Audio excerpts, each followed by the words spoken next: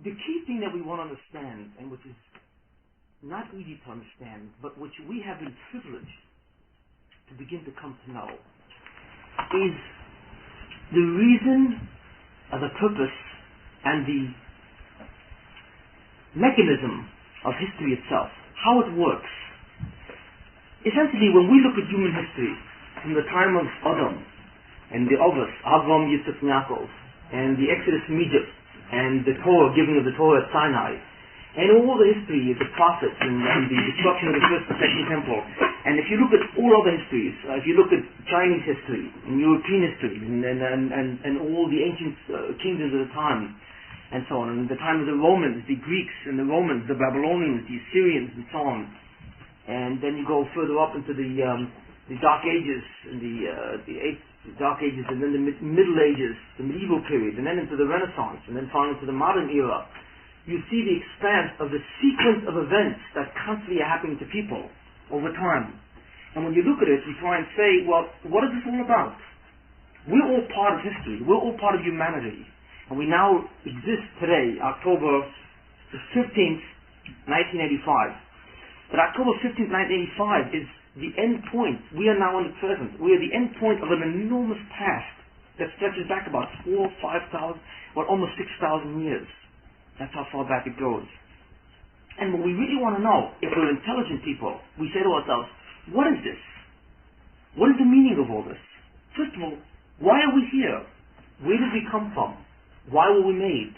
You see, who is God? What is He? What can we know about Him? You see. What are we made of? What is my real internal essence? What's in me? I have a neshama. What's a neshama? I have a guf, a body. What's a body? You see what I'm saying? What controls my mind? Do I have free will? How do I have free will? Why do I have free will? What's an animal? What's between an animal and a person? You see. Why were animals made? Why were people made? Why are there so many different nations in the world? If God started off creating one man, why are there so many people? You see, what does He want from man? What does He want us to do? Why are there different nations divided into the world? Why do nations have war with each other? What determines the conflict between mankind, between themselves? What determines the different types of governments? Why is there evil in the world? Why is there so much punishment? You see. What is the purpose of history itself? Why did God give us the Torah? What does He want? What is the Torah, really? And why does He give it to us? And what does He expect it? What is a prophet? What does he do?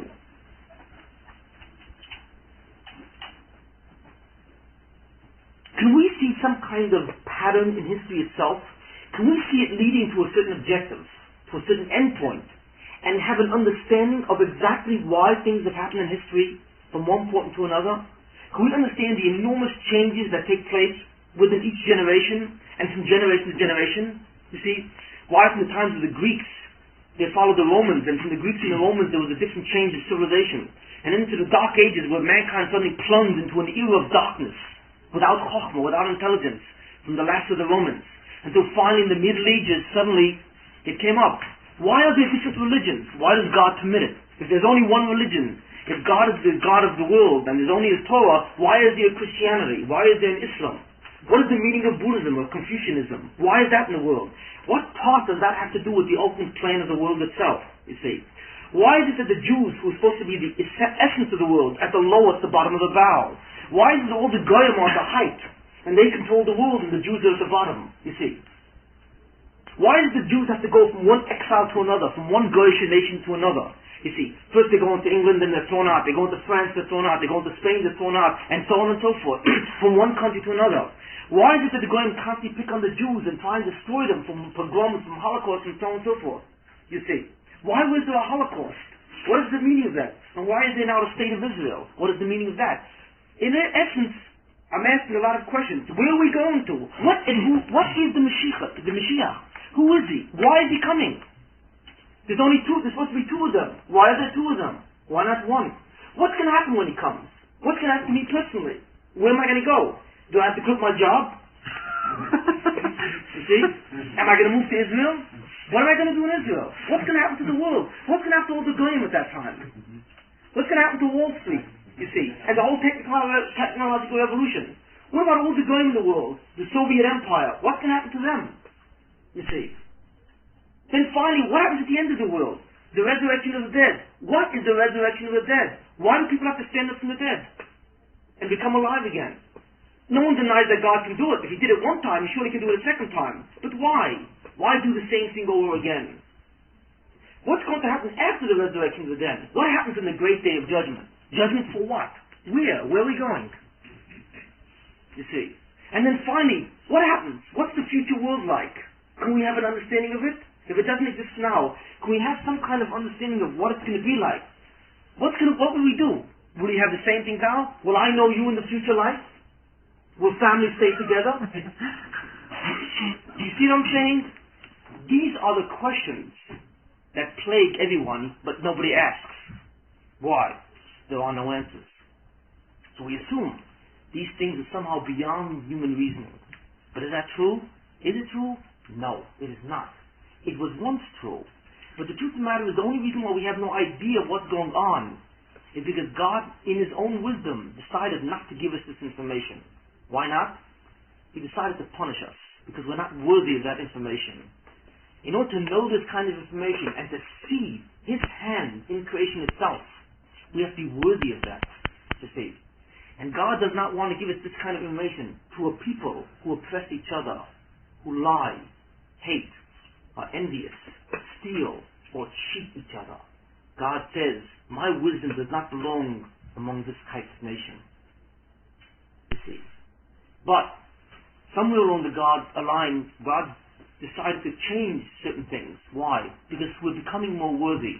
As we approach the Messianic era, which is very shortly, you see, God finally says, Ribono Shalom, that means God.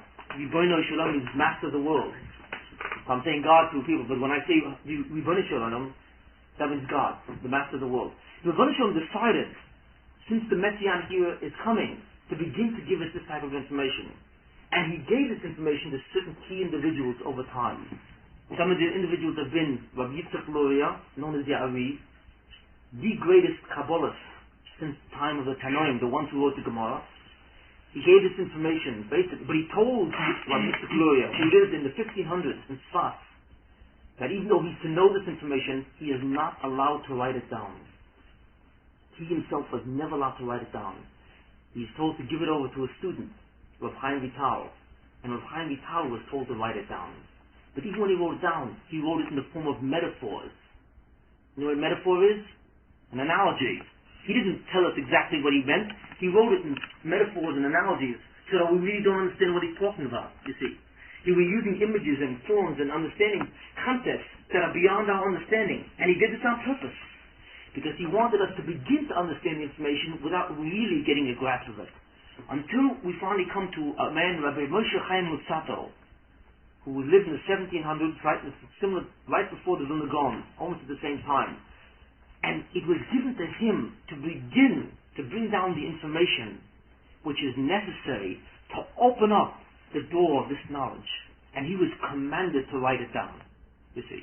And what essentially we have done is taken his information from that, use that as our lever and the key to open up the door, you see, to a deep insight into the inner nature and processes of reality itself, to answer all the questions that I put forward to you tonight.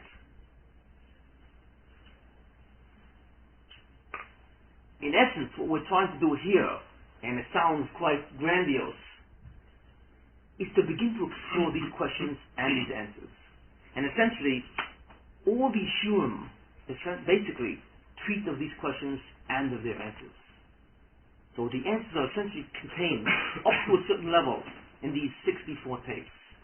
You see. And what I've decided to do experimentally is to get a group of people together. And I have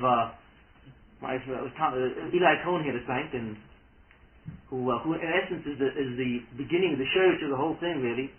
And he was part of the original group, my first group that started this. And it was we were able to start a second group to begin to go over all the information in this way as a text, as a basic text of information, and to begin to explore it. It's an enormous project. It's not easy. It'll take something between probably a year's time. But in that year's time, we can almost guarantee that you will not be the same. You will never again think the same way you did, because you cannot. Nobody can have the answers to these questions and be the same person. It's not possible.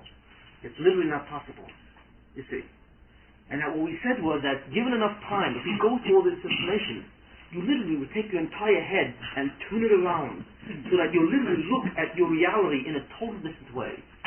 You begin to look at it from the aspect of how God looks at it and not how you look at it. Instead of looking at it from here up, you begin to look at it from up, down. And that's a whole different perspective, you see. And it's an experimental group, and Baruch Hashem, we've been going on for about 2 months, and we've gone through a lot of deep shurim. I think some of the people who've been here, we've gone through a lot of things which I had my doubts in terms of if I can really deliver it to a group that really has very little experience. And the truth of the matter is, we've had no problem. We've been able to deliver the most advanced concepts to the group and without problems at all.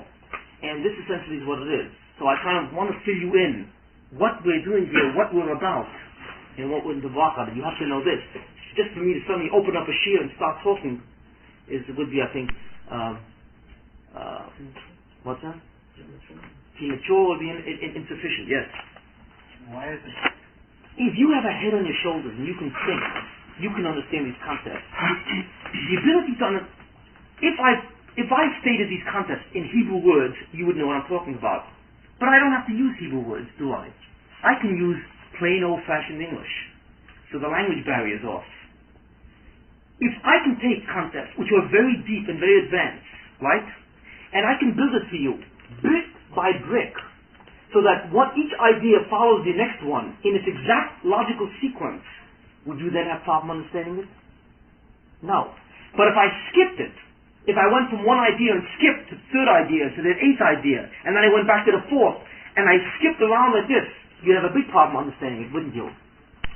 Most methods of teaching are very poor, because what it does is, generally the concepts that are presented skipping in such a way where the huge gaps are left.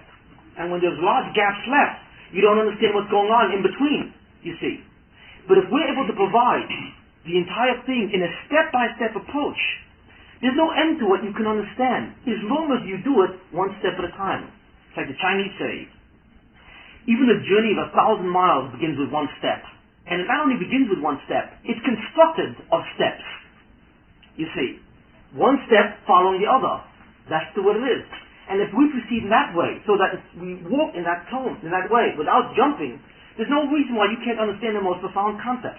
As long as I lead you to that profound concept, from an elementary one to an intermediate, and then to an advanced. You see what I'm saying? That's the entire thing. It has to do with how it's explained.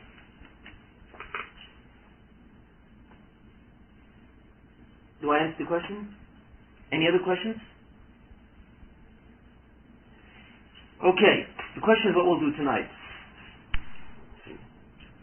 One of the problems with these shurim, and it does become a problem, and I suppose the people who are here know already, is that when you teach this way, normally when people talk, I'm sure you've all heard hashkafa. Hashkafa means Jewish philosophy. It comes from the word mashkir, to gaze, or to view, to analyze. So hashkafa means an analysis, a value system, a way of looking at something. And Jewish hashkafa is the Jewish view of life, which is the answer to all the questions I've thrown out tonight. You see. Now, generally speaking, hashkafa is normally presented very fragmented, and very fragmented. You know, I tell you one idea, tell you another idea, and it's usually built on the Chumash or on the Torah, right? Like each week of the Torah we read a certain segment, right? So each week I'll tell you a different idea, but there doesn't have to be a connection between those ideas. Each idea stands on its own. That's essentially what it is. That's like having a puzzle in front of you. You know, these jigsaw puzzles, right? And I have all the pieces in the box. And what I do is I take out a piece, and I give you one piece. Next day I give you another piece, just randomly out of the box, you see. Now what you'll do is you'll look at the piece, and you'll understand it.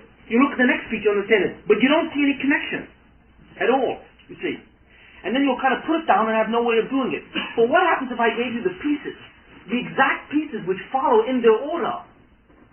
As soon as you get the next piece, you'll right away know where to connect it, you see. The example I always give is, say you have a painting on the wall, and you're looking at that painting 10 feet away. You're watching the painting, okay? And on that painting happens to be walking a fly. You and the fly are looking at the same painting. You're observing this from 10 feet away, and the fly is walking on the painting. Now, this is an unusual fly, because this fly happens to have human intelligence. How did it get human intelligence? I have no idea. But let's say it has human intelligence. What's the difference between the way the fly looks at the picture and the way you look at the picture? What's the difference? If it has human intelligence, it understands it. The difference is very profound. Because if you look at the picture from 10 feet back, you can see the entire thing. Everything. And you can see all the pieces. And you have the advantage, because of the perspective, to see not only every element and piece, but you can see how all those pieces come together and create the whole picture. So you have a chance not only to see each individual piece or element, you have a chance to see how all those elements come together to create the whole. You see, and how each element fits in the whole. Now a fly can't do that, because while he's walking on the painting, he sees one piece at a time. So he goes from one piece, another piece, another piece. He never sees the whole thing. You see, that's the difference. Most of the time, Hashkafa is presented that way. It's presented like pieces, like the fly on the wall. But if we present it not like that, we present it in pieces, but in the right pieces, the pieces that follow each other in proper sequence, you begin to gradually put together the whole building, like an architect designs a building. You see what I'm saying? If you do it that way, then you can understand the most profound ideas. And that's what we want to do here. So the advantages is that you come away with a sweeping view of the entire thing, and the knowledge of all the details, as they contribute to the whole thing. You see, there's immense clarity, but there's also a disadvantage. Because in order to get that, you have to come and get each piece in its order, you see. So therefore, what happens is if I give shum, and I start giving it, and somebody disappears for 3 weeks and comes back 3 weeks later, he's already beginning to miss out, because he missed the 3 pieces before. In other words, the shum based on this kind of thing, just like the shum are systematic, you see, the presence must be systematic. You see what I'm saying? Which means that to learn something this way requires commitment. That's the problem, you see. A person suddenly has to decide, hey, there's an opportunity here. I can pick up information in a way that is not presented elsewhere, you see. But in order to do that, there's a certain responsibility as well. That's the problem, you see. Because what happens is, if it's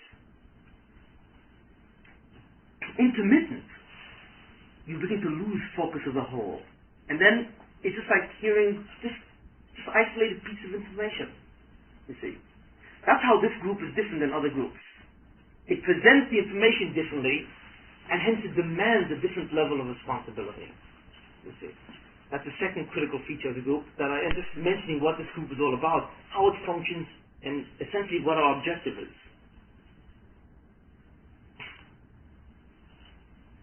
Are there any questions? Let me do all understand everything clearly. Okay. Okay, the question is what we'll discuss tonight. And I thought that what we'll do, just to begin to give something, is a review. And perhaps some of the information that we had before. And the question is, what are we going to review? Rather than review things, I'll go on to some piece which is slightly new. Okay. And since we're talking about the Parsha Bereshis, we're in the Parsha Bereshis, I'll speak something on the Parsha. But I'll try and give a certain fundamental idea on the Parsha itself. Okay? What can I do that? What can I do that? What? I think something else. Tom? What? The story of Bereshis is a very interesting story in the first section of the week. It's the whole story of Adam. Adam was Adam, the first man, and so on. And I assume that all of you know the story of Adam. I assume the story of Adam. What happened with Chava and the Nachash, the snake. The snake was there, and the snake coming over to Chava.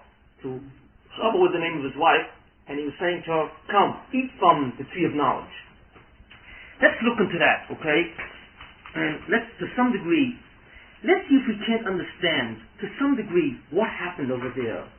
Because it was an enormous thing that happened over there. To understand what happened to Adam, and what happened to that situation, is really to understand something about our inner nature, about really who we are as people. And it's to understand ultimately what it means to do a sin and what it means to do a mitzvah.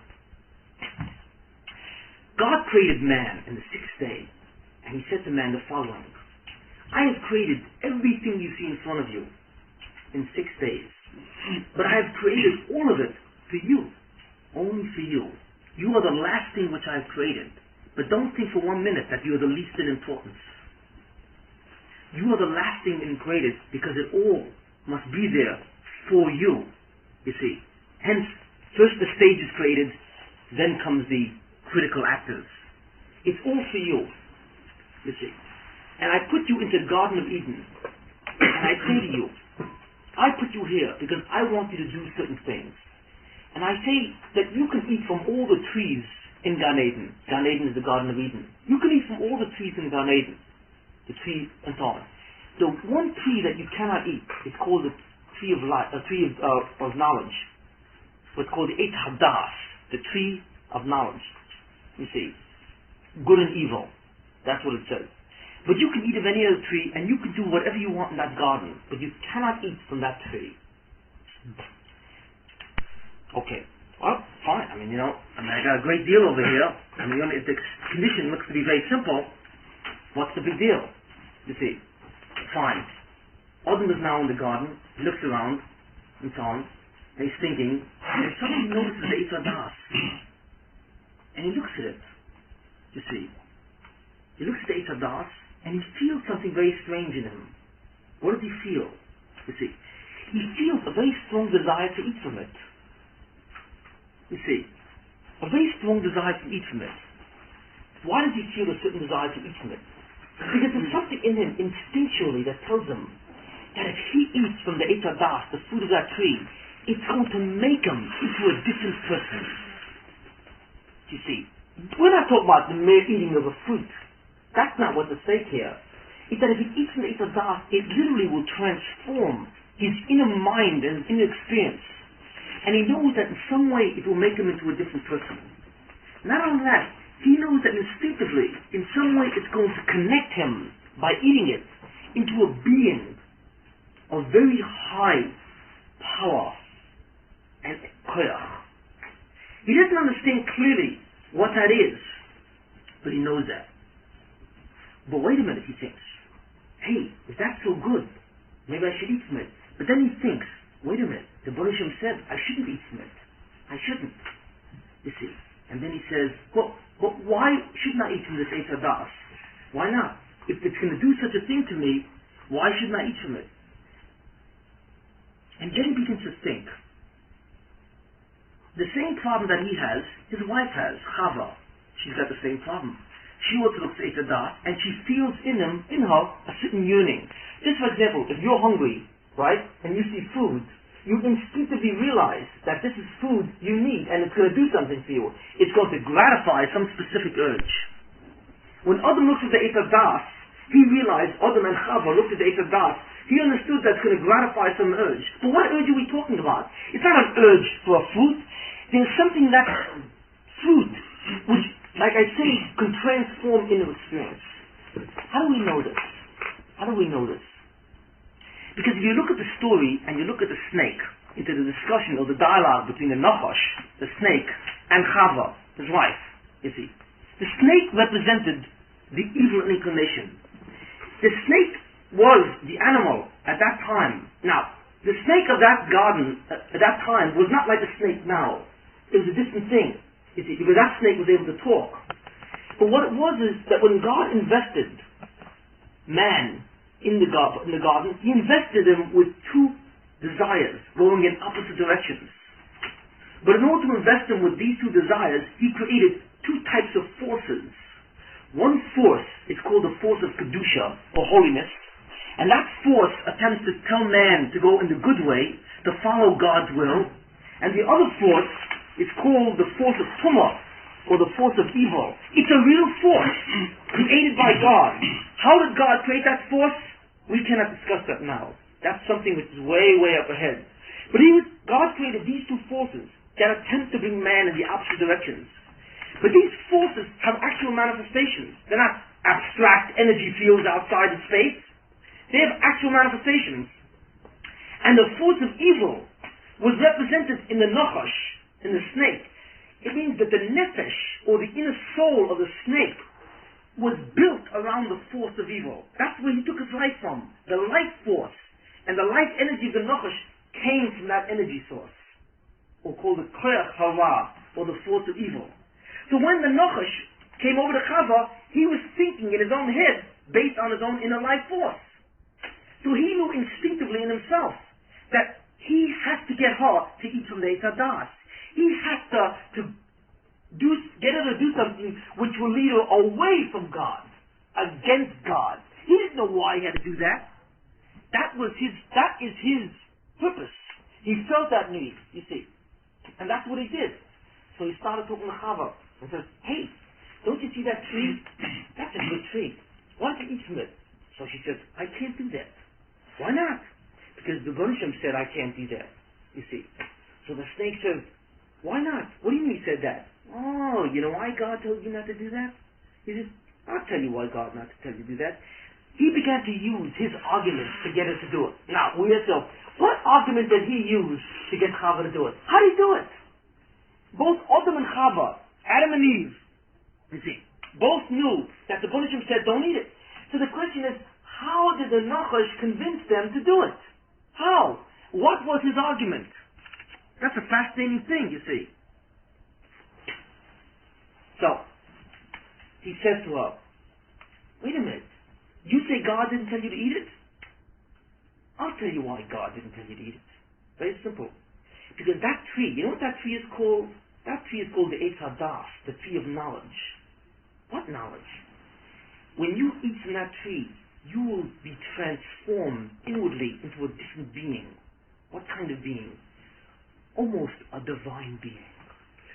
It will enter into you the knowledge of inner reality itself, and you will be just like God. And the reason why God didn't want you to eat from that, because he didn't want any competition. That's why. God knows that not necessarily the source of his power, but his power lay in the tree, in the fruits of that tree. To eat from that tree is to share in his power. You can't get rid of God. God did create the world. There's no question about that. But think of it, to share in that power. It's incredible. Almost to be like God. That's incredible. When he comes into Chava, Chava looked at the tree and realized this was what she really wanted. This is what was driving to the tree, to eat it. She instinctively realized that to eat from that tree would give her a source of power, would to transform her. It would make her into almost a divine being, you see. And that's what the Nachash said.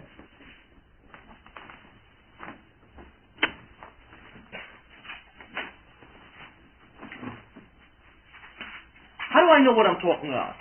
Well, let's look at the Chumash itself. Let's see, okay? I'm reading from Bereshit. I'm going to read it in Hebrew and translate it in English.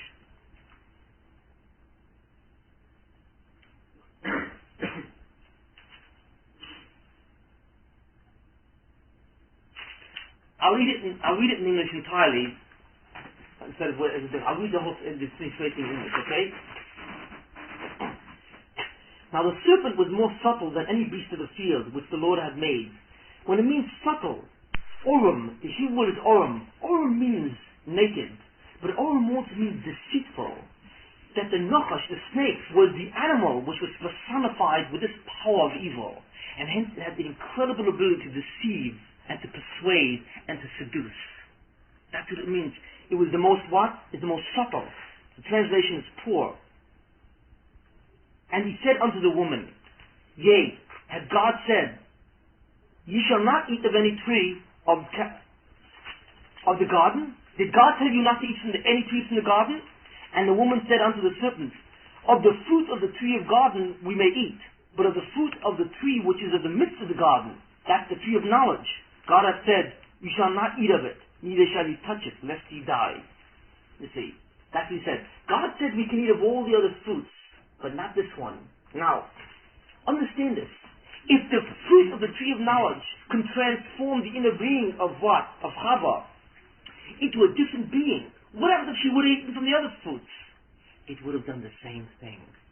Because to eat at that time was not like eating now.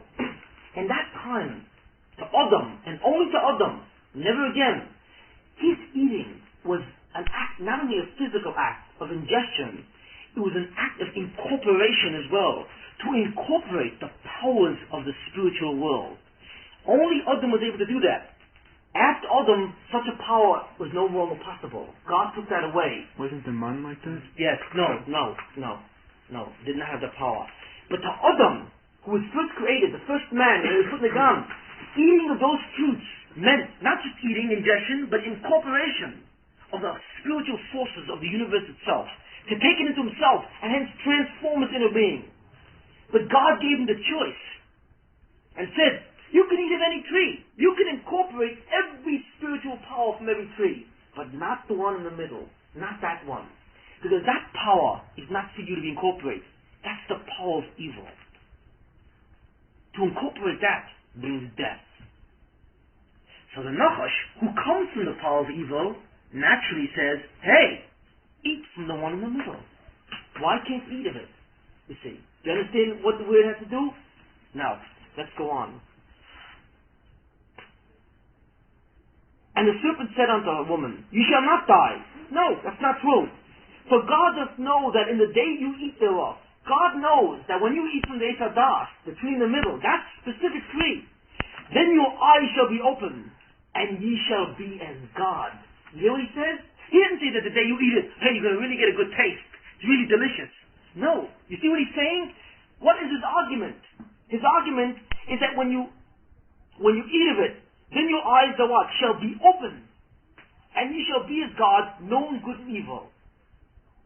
And when the woman saw that the tree was good for food, that it was delight to the eyes, and that the tree was to be desired to make one wise, then she took the tree and did eat. You see what the argument was?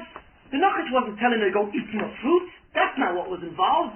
Today, when we have treifas, you're supposed to eat kosher food and treifa food, right? Today, it's basically a question of what you're going to eat in terms of, what satisfies the hunger, you see. But when Adam was given the choice of foods to eat, it had a whole different connotation. Because the world was at a much higher spiritual level. So that eating itself involved not only physical ingestion, but its spiritual incorporation as well.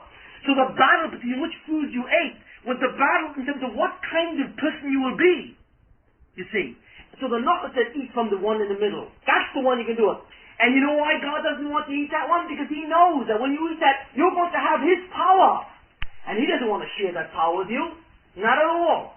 You see. And Chava looked at it and said, yes, it'll make me wise. She understood. That's exactly what I'm told about. That's what I want. He identified her yearning. Because he knew what it was. And that's what it was. And then she ate of it. When she ate of it, did she know the power of good and evil? What happened? She did know the power of good and evil. She surely did. How? Because the evil went into her. It went into her. Now, what am I talking about? It went into her. What am I talking about? And this is a very, very important thing. The difference between Adam, the first man and woman, and all of us. Let's say, for example, you're very hungry. You're extremely hungry. Right. And there's this treifah restaurant, you see. And you say to yourself, hey, that's delicious food. Maybe I should go eat the food. So then you say to yourself, well, but it's a mitzvah, you're not allowed to do that, and so on. But you see, but I'm very hungry. Who's going to know the difference? Nobody's around. No one's going to check me out. Just drop in quickly and go out. No one's going to know the difference. Yeah, but the bunny says, you can't do this. Off there. I mean, you're a fool, you can't do that. Where's the battle? Are you discussing with somebody outside of you or inside you? Inside. It's an internal battle. It's an internal conflict that takes place in your head. You mean? You're thinking two different ways. The urge to eat is from one side, and the urge not to eat is from the other side. For both of these ideas are from one side of you. But the battle or the conflict between Chava, was it a battle in herself or a battle with her and the Nachash? It was a battle with her and the Nachash. Why? Because the seductive power was outside of her. The Yetzer Hara, or the source of evil, was outside of the person at that time. It was not inside. It was outside of her. Hence it had to seduce her from outside. So it was personified amplified by an external agent, the Nachash, who attempted to convince Chava through profound argumentation to do it. You see, she didn't have a Yetzer Hara from the inside. She had a certain understanding of what the tree would be, and she had a certain yearning from the inside, because she could feel it. But there was no real desire to do it. She was able to appreciate what it would mean to eat it, but there was no real force whether or not to go do it, you see. It was the outside manipulations from the Nachash that was able to do it. Once she ate from it, what happened? There was no more Nachash. The Yetzer was no longer represented by the Nachash. Where was it represented? It was in her head. Why? Because when she ate from the Eitz Das, she was like God, and she did know good and evil, you see. But not the way she thought. She didn't have the power to control good and evil. Rather, she became part of it. So the evil and good became part of her very being. So therefore, she understood what it meant for the first time in her life. The essence of evil itself. The desire to destroy. To have power. To subjugate. To control. To manipulate. To deceive. These qualities she never had. They came in. They were the inheritance of what the Nachash said. So in other words, the Nachash was right. And he was wrong. He said that you will be like God, knowing good and evil. True, but not knowing good and evil from a controlling, supervising standpoint, but knowing good and evil from a pneumius, from an inner standpoint, so that now you will actually experience both of them in your fiber of your being. Once that happens, you must die. Why? Because what essentially is evil? And what is Kedusha, holiness? Holiness or Kedusha comes from God, and God is existence. So anything which has a source of Kedusha has a source of existence itself. But evil, which is from a different side, is essentially non-existence, or process, which attempts to remove what holiness does. So therefore evil, although it looks pretty, is a pursuit of emptiness, or a vacuum. That's essentially what it is. The best marshal I can give for evil is when you look in the mirror. When you look in the mirror, right? What do you see? You see yourself and you say, hey, here I am. But wait a minute. What's the difference between yourself and the image in the mirror? You look exactly the same. The difference is that you are a substance. There's something to you. But the image has no substance. It's an image. Move away from the mirror and it disappears. That's what evil really is. It looks real, but it has no substance, you see. And that's what happened. And because it has no substance, internally it represents death or non-existence. When you incorporate that power into yourself, you've incorporated what? The whole aspect of non-existence. That's why God said to Adam, on the day that you eat from that tree, you will die. And Adam didn't understand what he meant. Because on the day that you eat from the tree, you will be transformed. How? You will incorporate the essence of evil within your being. And that essence in your being must bring you to ultimate death. That's the consequence of eating of that tree. That's the natural flow. You want to connect with that force? Okay, that's up to you. You don't have to do it. Connect with all the other forces, and you live. You tap existence. All the forms of existence. Connect with that force, and you tap the essence of evil. The image in the mirror. And you must follow its course. You must die, you see, in that way. What will happen then? That's something else. God in some way will rectify that. But beyond that, that was his punishment. So when God said that you will die, death wasn't the punishment of Adam. It was the natural consequence of the absorption of that kind of substance. Take poison, drink antifreeze. What will happen? Drink it. Does God have to say, on the day that you drink antifreeze, you surely will die? Does he have to say it? No. Does God have to say, on the day that you drink gasoline, you will surely die? On the day that you drink cyanide, you will surely die? No. Drink it and you will surely die. Because that's the internal nature of the thing. It's the same thing here. On the day that you listen to the Nachash, and you eat from that fruit, you will transform into the essence of that power. And the essence of that power is what? Non-existence. And you will flow to non-existence. You see. And then you will surely die. So we see that the whole story of Adam and Chava is really a different type of story. That you read it as some kind of a simple version. One of those like a snake. The whole thing sounds like a fairy tale, in a sense, doesn't it? It's a strange story. It's like something out of mythology. It's a very strange story. There was a snake that talked to two people and said, eat from the tree. Like, what is going on, really? The answer is that all these things represent, and they're real, but all these things really contain forces and powers which we no longer have access to. We cannot understand the nature of eating something and incorporating a whole new what? Spiritual energy force. That entire activity is beyond us. We don't understand what it means that the desire to do evil or the force of evil is outside of us because we feel it inside of us. We don't know what that means anymore. In other words, we are different people than Adam was. We are a different level of humanity. Because what God said that on the day that you eat that, you will no longer be the same. You will not be the same Adam. You will be a different being. And I will be forced to change the entire world itself. Everything will change. Everything. Just by eating that. And then the Banisham said, and the Lord God said unto the woman after she ate it, what is it? What is this thou hast done? Ma zois osisa. What have you done? Those three words have the most greatest devastation in all history of mankind. Because you see the results just to eat of that thing. Why have you disobeyed me? Why did you seek a power that was beyond me? Why did you have to feel that you wanted to compete with me? Don't you understand that I am the source of all existence and of all power? That everything in you depends on me? Don't you understand that even evil must come onto me? That I am the source of existence. Hence, I created the evil itself to try and seduce you.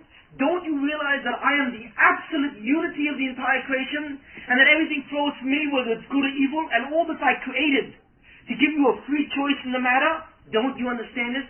You think that, what? That I would create a force, or it's possible for you to actually compete with me? Don't you realize that this is me in a different form? In a hidden form?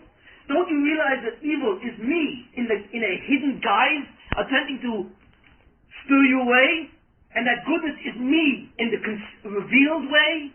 Don't you understand that it's all me in the end? One is hidden and one is revealed, but I am at the basis of all creation? How could you have made such a mistake? You have to battle. You should have realized with all your chokhmah, and I gave you chokhmah, because you were the most intelligent of beings. You should have been aware of what it was. You should have been aware if you knew who I was. And you should have said to yourself, who is this God? God is the essence of all creation. Hence this thing is this thing with the Noach saying, it's ridiculous. What do you mean you'll be like God, able to in some way be independent of Him and share, even an infinitesimally in His power? How can you share in His power when you have no existence unto yourself? How? You cannot even share in the infinitesimal of His power. How? Because to share in the infinitesimal of His power is to be God. Once you can share in a piece of His power, then He is no longer God. Because He has lost control. And He has lost unity. And He has lost independence, you see. That's impossible. You cannot share in that. You should have understood this. Instead of seeking arrogance and pride of yourself, you should have understood this and said, wait a minute, this is impossible. Hashem Elokeinu, Hashem Echad. There is only one God, one source of existence behind everything. I cannot share in that power. That is the source of my existence. Hence, I must listen to His will. I can't take that in because it's an illusion. This Itadas, the power, this beautiful, fancy, thing that looks like it's an illusion. It looks like I can share in His power, but it's a trap. It's a mirage. It's an illusion. I should have understood that God Himself created that illusion. If I would have understood intellectually that such a thing is impossible, I would never have eaten from the Itadas. So the Banisham finally said, and this is what he said to Chava, Ma zois osisa. What did you do? In these three words. The Torah doesn't tell you what, but I'm going to tell you what the Banisham said in those three words. What did you do? You realize the mistake that you have just made? The catastrophic error. Because you have brought evil into existence where it wasn't there before. You have transformed yourself and your entire world in a devastating, you have brought death into the world when there was no death. Ma zois osisa. What have you done? you could have freed yourself and you could have acquired eternal life by connecting to the real source of power. Instead, you brought death in the world. Why? Because you're hankered after another type of power. Maybe I can become like a little god. You see, the seduction to be a little god. You see? Okay, I can't be big god, but who knows? Maybe I can be this little tiny god. You see? And even to be a little god is incredible. That's what you wanted. You see? And you should have realized that you can't even be a little god. You see? Because I am God. There is none other. You see? I'm not the big God and there's another little God. I'm not the big Superman and there's another thing. There's no one that comes beyond me. There was no one before me and there is no one after me. There is no other power. Eloi Mavadoi. There is no one but me. So how can you have thought you can be a little God? You see? But obviously, the possibility, the temptation was awesome. Look what you've done. You see, you have incorporated evil into the world, and that's what you've done. You know good and evil. You're right. The Nachash, he satisfied his promise. He did accomplish it. He promised you good and evil. You know it, but you do not know it like I know it. You don't know it in a controlled sense, in a creative sense. You know it because you have become part of it. The evil is in you. Hence, we must now do a whole new different thing. And we've got to create a whole new process to take the evil out of you. You see. And this starts a whole new journey. And that's essentially the story that we find here from one aspect. Okay. Full advanced questions. I don't know. God created Adam. Why? And he told Adam, he gave him a free choice. Because he wanted to earn his own Olam Haba, you see. Now, why he wanted him to earn his own Olam Haba is something we won't discuss. Not at this point. But essentially, what does it mean to earn Olam Haba? Essentially, God created Adam in an imperfect Olam Haba, the future world. God created Adam and wanted to place him in a situation where he would receive a tremendous good, right? A tremendous perfection. Okay? In order to do that, God wanted him to do it himself. So what he did was, he created Adam imperfect and said, perfect yourself. You see. Now, how do you perfect yourself? What God said is, do what I tell you. Listen to me. Eat from all the other tree, but not from this. If you eat from all the other trees, you will eat from this tree and infuse yourself with what? With a new form of spiritual koyach, kedusha. And when that kedusha goes into you, it will transform you and make you perfect. You see. But God said, I give you the choice of what to ingest. Why was it in the form of eating? Because in man's imperfect state, in order for him to reach a state of perfection, he had to elevate himself by taking in something which he did not have before. This is symbolized by the physical act of eating. Because when you eat, you incorporate it into your being and you grow. That's what eating is. So whenever you want to get to one state to another state, you take something into you and you eat. You see. But the only problem was, God gave Adam the choice of what to eat. One eating will build you up and give you the future life. The other eating will destroy you and give you only death. It's your choice. One eating will make you close to me. The other eating will make you think that you're like God. It's your choice. You see. That's what it is. Why is it eating? Because eating represents the state or the process where an imperfect being achieves perfection by raising itself.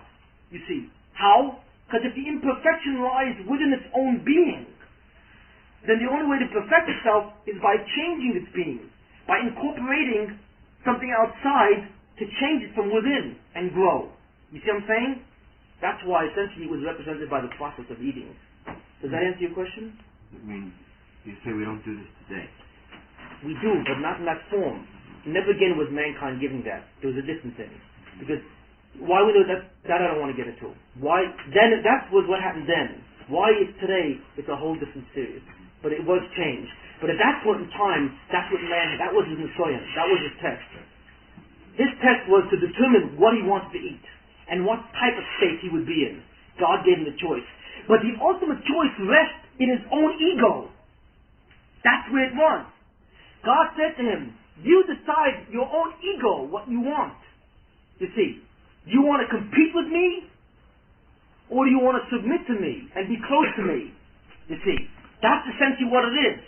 Do you want to compete with me and be a little God, so you think, in pride and arrogance, and develop a sense of self which is distant from me? Or do you want to develop a sense of self which comes from me, which is connected to me, and which is the true source of all existence? That's your choice. Actually, through man becoming a level of tzaddik, he does become Yes, my partner is right. Yisrael Elohim. That's why it's right, exactly. That's why it's called. Yes. Right. That he becomes one with God. Exactly. What's that? Tzaddik is a righteous man. If you get to that level, you become one with God. Yeah. Become very tzaddikim, men, righteous men who devote themselves to doing the mitzvahs and becoming close to God, right? Eventually, their ego, in a certain sense, not exactly, but in a certain sense, almost like merges with kedusha. And what happens is that's how they develop eternal life, in that sense. But it's almost in a certain sense that their will becomes merged with the will of God, in a sense. And they become literally reflections of God on earth. And the kedusha comes out of them. Able to perform miracles. Yes, yeah. And that's how they have prophecy. That's how you become a prophet. How do you become a prophet? You connect to God's kedusha. Hence you know what's up there. You know, in a sense, what they know in the Shemayim, in the heavens. You know it, because by connecting to Him through your will, by submitting your will to His, you connect with Him in that sense. Hence the information filters down right through you. You see. Yeah. Before they eat and ate that, they were all good? Before Adam ate and ate das? Yeah, he's totally good. Before Adam ate and ate das, what happened? He was imperfect, but he had only kedusha in him. There was no tumah. Because the tumah didn't come in until he ate and ate das. He had no ra. He had no ra. Nothing at all. He never... Evil. He didn't have evil. He would never have died. If he didn't eat and ate das, he would never have died. We think that death is a natural part of the human condition. We think that to be human is to die, right? Wrong. No. Death comes from sin, not from being human. Because Adam, before he sinned, never would have died. If he never ate and ate das, he never would have died. How would he have died? From where would he take death from? It was unknown to the experience. Adam didn't even know what it means to die. Not only he never died, nothing on the planet died. Nothing. There was no such thing as death. There was no such thing as destruction. There was no such thing as what's called the catabolic clock. There was no such thing as deterioration or degeneration. In all of the world, in physics, in all physical and chemical processes, you see, there was no such thing as degenerative processes. If you know anything about sciences, there was no such thing as the law of entropy. Energy never wound down. Never. There were no catabolic processes in the body. The body never was involved in getting rid of waste. Because there were no waste. Because the production of waste, disease, you see, filtering down, disintegration, degeneration, weakness, all part of the death process. Iron never even rusted. Because to rust is to decompensate. It's a chemical decomposition. There was no such thing as decomposition. You see what I'm saying? You understand what I'm saying? All these things come from the process of death. It all comes from a process of winding down into non-existence. That never existed. There was only a process of winding up. That's all that existed before Adam ate. There was no evil in the Bria. But not only evil, there was no death. There was no winding down. There was no using up energy. You see what I'm saying? There was only life processes. It was the incorporation, the eating of the Eitzah Das, that brought this entire thing to the Bria. Because the Ra, the evil, went not only into Adam, it went to his body. It went into the planet. It went into all the 92 elements. It went into all the astronomical bodies. It filtered into all physical existence itself and produced death in all physical, chemical, emotional, biological processes, in all their minutiae and details. The physics and chemistry of the world and biology of the world in the time of Adam, before he sinned, was a whole different world than what it is now. If they had to write the books on physics and chemistry and biology, they would be totally different textbooks. Do you understand what I'm saying? It's very subtle. That's what the Baruch Hashem says. The Chava. You see. So what type of pleasure did God have at that time of Adam listening to him? There's no choice there. It's just a matter of There was a choice. complete love that there was that one choice. It's a matter of giving of his goodness for Adam before the... No, he before the wanted fall. Adam to do it. Adam had to choose it. He had to earn it. It wasn't a gift. Now there are reasons for that, but essentially Adam had to earn it. And it's not a game. It's life is a very serious business. See, most people are in it for the blame, but they don't realize it's very serious. Go look outside. Look at all the suffering in the world. You see, look at all the unhappiness. Where does that come from? Is that a natural part of the human condition? No. It's a natural part of the condition when you want to be like God. When you want to be a little God. That's what happens. Because to be a little God is not even to be a human being. If you want to go out of your own species, your own nature, and be a little God, you will be nothing. You see. You cannot transcend that which you are. You see. That's what it is. So therefore God meets out, measure for measure. You see. You want to play with evil? You want to be tempted by what it has to give you? Then you'll take it in. You will suffer its consequences. You will be like it. You will experience it. You see. Now, the matter is much deeper here. I can't even tell you. I'm only telling you the tip of the iceberg of what happened then, you know. It would take me another 10 hours to explain to you what really happened then. You see, we don't have the time. But the point is, that's what these shiurim are about, to eventually go into the entire matter. But I try to give you some understanding of what appears to be a fairly simple tale in the Chumash, but has enormous implications of Ma Zois Osisa. What did you do? The Baruch Hashem says to Chava. Look at the enormous catastrophe that you did. And I'm trying to explain to you what those three little words mean.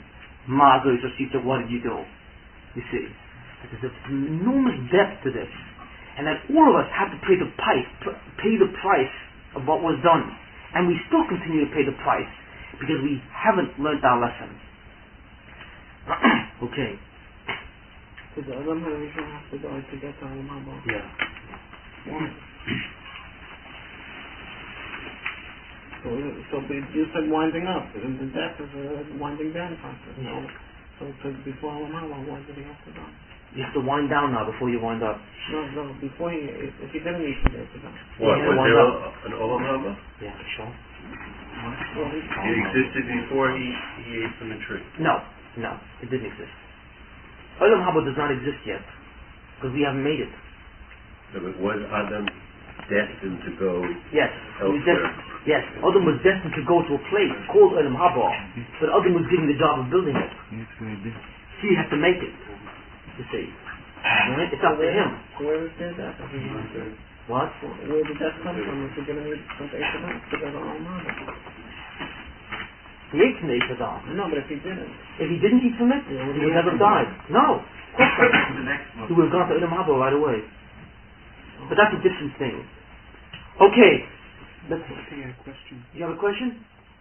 When I hear stories like this, at this point, I always tend to hear them with an ear to the fact that it's something that takes place inside and not necessarily as literal as it is. And one question I had about, listening to some of the things that lost pastors, like the idea of the no, I'm losing it. I don't have it clear anymore.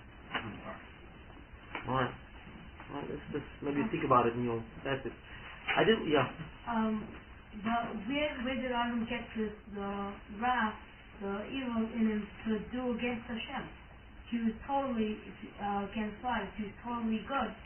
But he get the evil in him to go against Hashem. Yes. You've been listening to too many tapes. This is my son, by the way. Can you answer that? What's that? I can't. I'm not going to answer that tonight.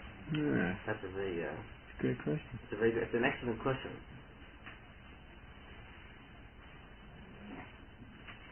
That's an excellent question.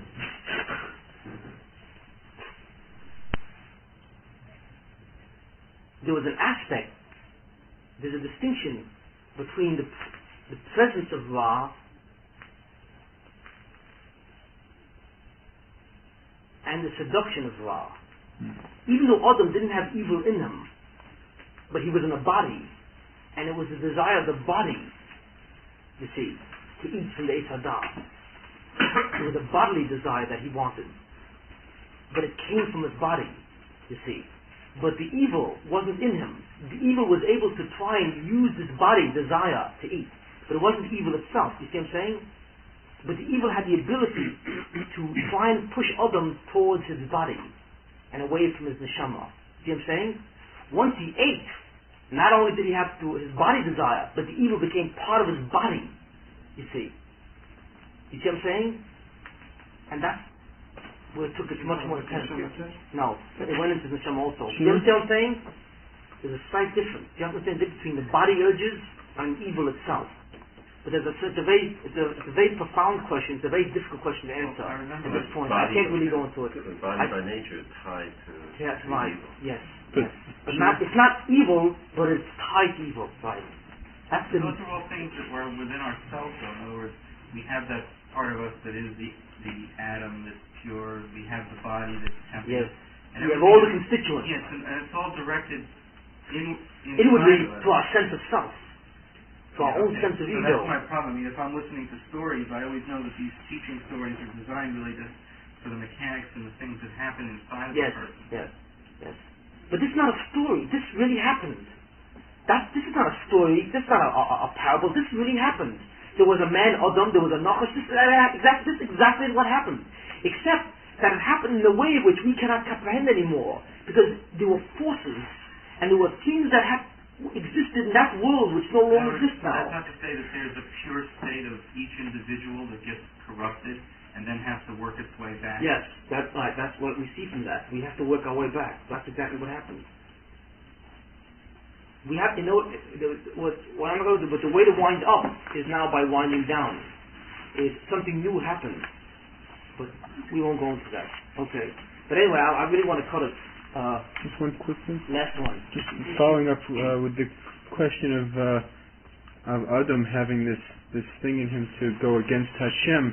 I heard a small word on that originally, even before Adam, the trees were told to have that even their bark would be as edible as the fruit, that everything would be edible. Yet they went against Hashem before Adam did. And Adam and the trees both came out of the earth, and that there's something perhaps in the earth that they both formed from. Well, that's okay. The whole different area. We're not going to go into that. The whole. Seriously. What? Level 5. Anyway. What did you say? Mazot Asisa. Mazot What is the Za'am? The first flow. Oh, Za'am. Mazot. Za'am. Right? Okay, the thing is, we have this from a practical standpoint, we have